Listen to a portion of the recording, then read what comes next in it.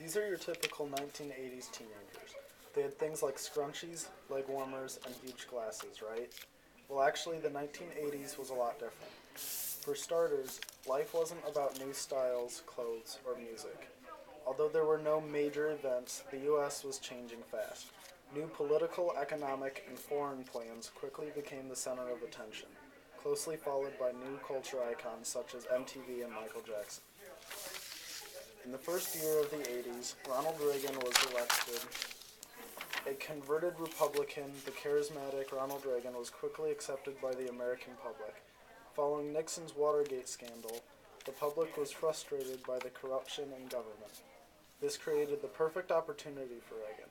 Largely voted in and supported by the New Right, a religious-based group led by Baptist Reverend Jerry Falwell's moral majority, Reagan acted quickly, passing his economic policy. Dubbed Reaganomics, Reagan's plans cut taxes and government spending, largely diminishing federal regulation in the process. It appeared to work. People were buying, watching MTV's Michael Jackson and Queen, playing Pac-Man, Super Mario Brothers, and Donkey Kong, while watching Star Wars, Batman, and The Cosby Show. This new 1980s-inspired culture grew quickly, with video games, movies, and music videos quickly dominating entertainment. During this economic boom, tensions with the Soviet Union skyrocketed. The Berlin Wall had been constructed after World War II to separate Western Berlin, which was controlled by the U.S., and Eastern Berlin, which was controlled by Russia. The wall was not only a physical boundary, but also an economic and emotional boundary.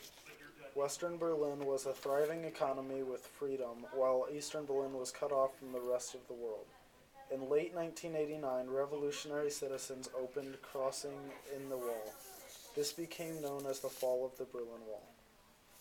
More tension with Russia came when the Pentagon's budget increased as part of Reaganomics. The U.S. was once again investing tons of time and money in nuclear weapons development.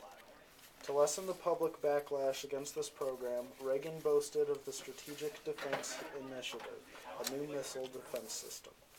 This stretched the already thin post-Afghanistan superpower relationship. Shortly after, political Cold War battle involving Polish labor strikes and a shot-down Korean airliner carrying many Americans further tested the limits of the tense Soviet-U.S. relations. While foreign relations spiraled downward, the economy began to go south towards the end of Reagan's presidential term. Despite this, however, Reagan remained popular and was successfully re-elected in 1985. In the election, however, skepticism rose on Reagan's Supreme Court policies. The public was concerned that the court was too much in favor of conservatives. Clearly seen by the whole country, Reagan nominated Robert Bork. When Bork's nomination was rejected, this began the destruction of the swift change that Reagan brought to U.S. government, which had caused a stock market boom and crash in the process. Although the U.S. was busy solving its problems, foreign relations with the Soviet Union eased with its new leader, Mikhail Gorbachev. Gorbachev adopted a new policy of freedom in the USSR. While reorganizing the USSR's economy, he decreased government spending and loosened the Communist International hold. Regaining the Republican presidency in 1988, George Bush began with foreign relations. Showing America's superpower dominance as communist countries fell, Bush arrested the president of Panama for U.S. drug charges in 1989. Drugs didn't only affect Panama, however. A new disease had surfaced in the United States. It was an odd disease that attacked the immune system of the infected and was common among drug users and gay men. The disease was later identified as AIDS. The 80s became a time of education and discovery about this odd new disease called HIV or AIDS. Although AIDS were a dark cloud over the 80s, there were brighter points. These included new music by artists such as Michael Jackson, Madonna, and Whitney Houston. Popular songs of the 80s included Bon Jovi's Livin' on a Prayer, Def Leppard's Pour Some Sugar on Me, and Michael Jackson's Billie Jean. Some of the most popular television shows were The Golden Girls, Murder, She Wrote, and The Wonder Years. As the 80s progressed, fashion became more outrageous and loud.